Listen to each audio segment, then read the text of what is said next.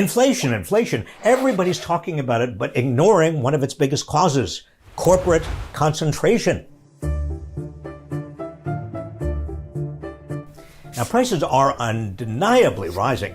In response, the Fed is about to slow the economy, even though we're still at least 4 million jobs short of where we were before the pandemic. And millions of American workers won't get the raises they deserve. Republicans haven't wasted any time hammering Biden and Democratic lawmakers about inflation. Skyrocketing inflation. Inflation. But don't fall for their fear-mongering.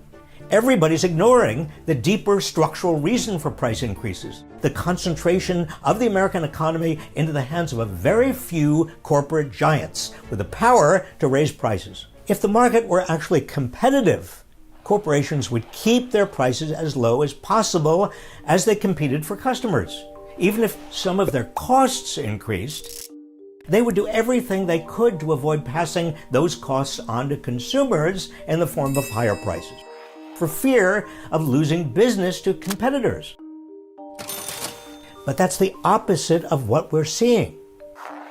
Corporations are raising prices even as they rake in record profits. Corporate profit margins hit record highs last year. You see, these corporations have so much market power, they can raise prices with impunity. So the underlying problem isn't inflation per se, it's lack of competition. Corporations are using the excuse of inflation to raise prices and make fatter profits. Take the energy sector. Only a few entities have access to the land and pipelines that control the oil and gas powering most of the world. They took a hit during the pandemic as most people stayed home.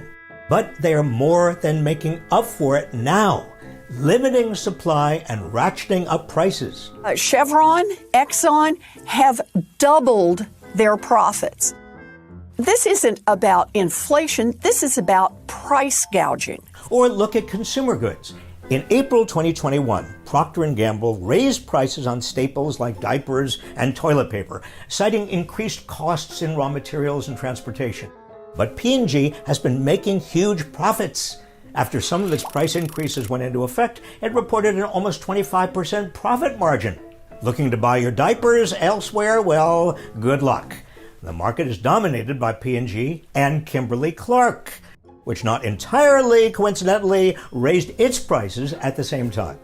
Another example, in April 2021, PepsiCo raised prices, blaming higher costs for ingredients, freight, and labor. It then recorded $3 billion in operating profits through September. How did it get away with this without losing customers?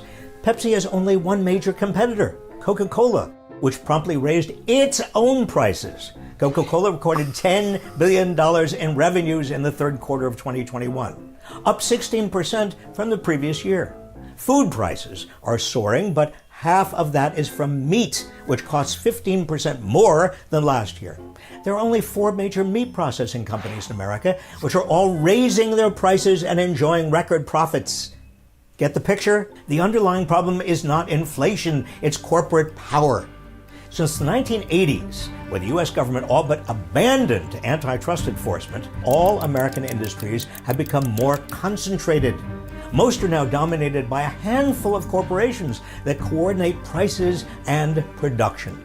This is true of banks, broadband, pharmaceutical companies, airlines, meat packers, and yes, soda. Corporations in all these industries and more could easily absorb higher costs, including long overdue wage increases, without passing them on to consumers in the form of higher prices, but they aren't. Instead, they're using their massive profits to line the pockets of major investors and executives, while both consumers and workers get shafted. How can this structural problem be fixed?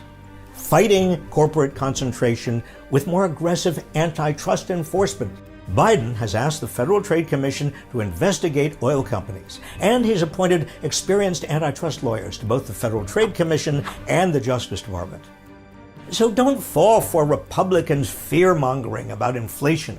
The real culprit here is corporate power.